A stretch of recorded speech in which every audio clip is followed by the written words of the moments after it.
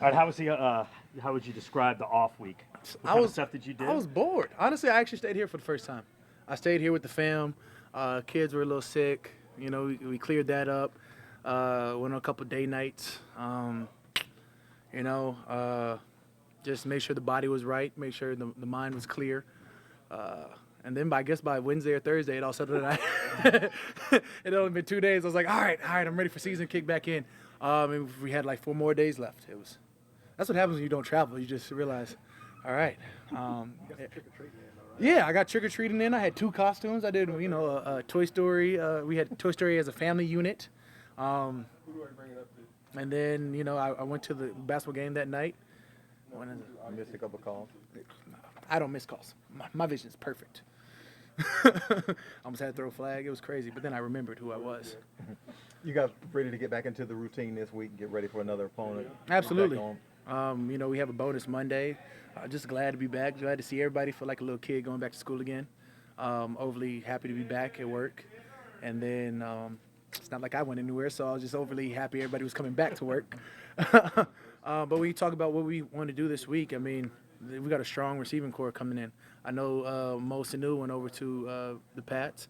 Scored a touchdown. I watched a lot of football on Sunday. That normally doesn't happen. Mark Ingram went for $120. Anyways, the Atlanta game. So you have Calvin Ridley and Julio Jones.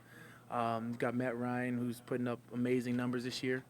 Devontae Freeman is healthy, and that makes him dangerous by far. Plus, it's an in-season rivalry game, and all of our rivalry games, all of our NFC South games are a battle.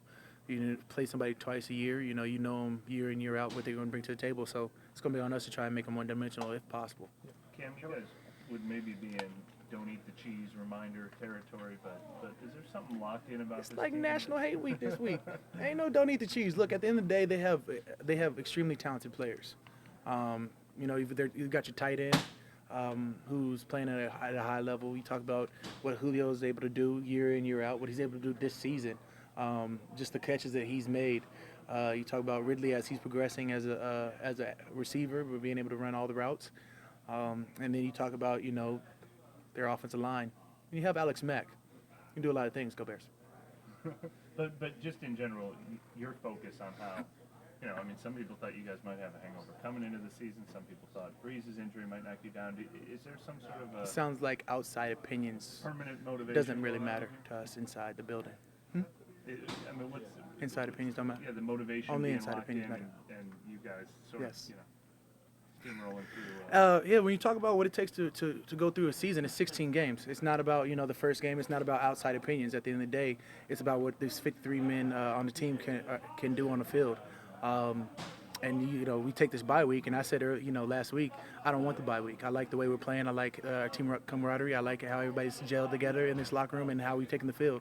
So a week lets guys get healthy. A week lets guys get refreshed. And I hope we have the same mental sharpness coming in Wednesday. When you said you watched a bunch of football this weekend. I watched a lot of football, and I wasn't Does wasn't it really change happy. your opinion of your own team? How Just you wasn't fit happy in? about it. I felt like I'm not gonna lie. I felt like a fan, and I didn't like the feeling. I'm clearly not ready to be any closer to just watching football on Sundays. I'd rather be playing. I watched my son tackle my daughters, and I was sort of happy about that. So maybe I don't know. When you talk about watching Sundays football, I mean we watch even Monday night even. Is Monday night tonight? Sunday night. Sunday night? Was that the Ravens? My dog out there okay. My guy Mark Ingram out there eating at a high level. I mean, you take on the pass like that, that's awesome. You talk about the Chargers, what they were able to do. And I'm sort of just watching all defensive ends if you haven't caught my drift other than Mark. You go ahead and you turn on the Browns film, even though losing, you see Myles Garrett, the way he's pass rushing. Clearly all defensive end work. I should probably start focusing on like the offensive schemes or something. All I care about is pass rush, but I'm not a pass rusher. Anyways. Even though you said you didn't want to go on the bye week, did you feel that it fell at a good time? No? I mean, a bye week's a bye week. Again, when you have guys that are nicked up, it allows them to get a week back to being able to go. Everybody has a bye week. We have to deal with it. It just happens to be, this year, I feel like the D-line is playing at an extremely high level. I keep getting biased with this just D-line, huh? Okay. As a team, I feel like we're playing at a high level, and I feel that, we have to go into this week with that same mental sharpness that we had the last 6 or 7 weeks, 8 weeks. Did you need it physically? Did it make a difference for you physically to have the week off, or did you not really need it? Yep, I was able to, hang out with my kids more. Got to see all three of them have colds every other day. It was physically, it might have taken a toll. I've been pounding a lot of vitamin C and electrolytes. We were all on Pedialyte at one point in time. No, I mean, honestly, I felt great this year.